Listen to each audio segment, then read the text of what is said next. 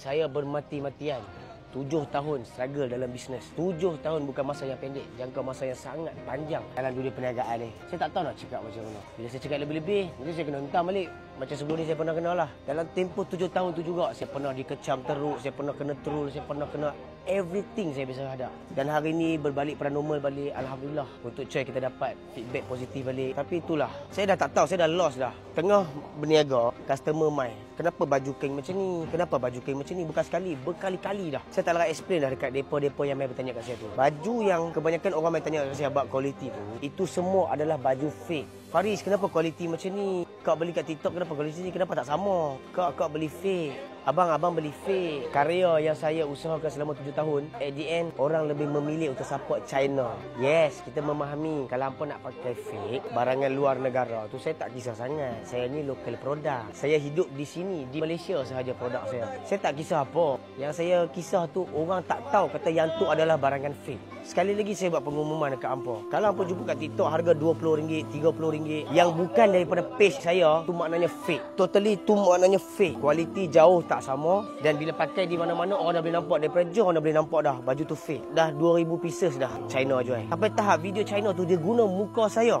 untuk melariskan produk dia dengan nilai RM20 baju.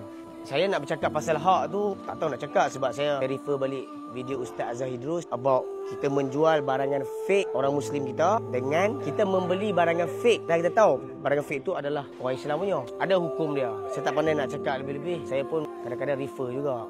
Dan saya tak talar dekat bisnes saya je. Tengok banyak je.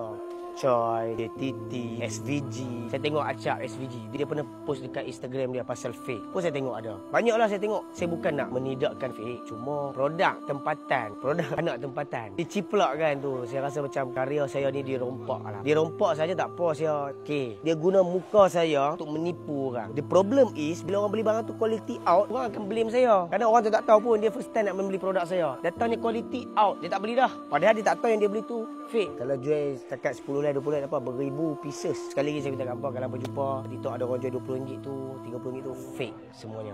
Kalau hampa nak memastikan benda tu ori ke tak ori, sebab kadang-kadang budak-budak yang jenis buat affiliate ni dia akan post video.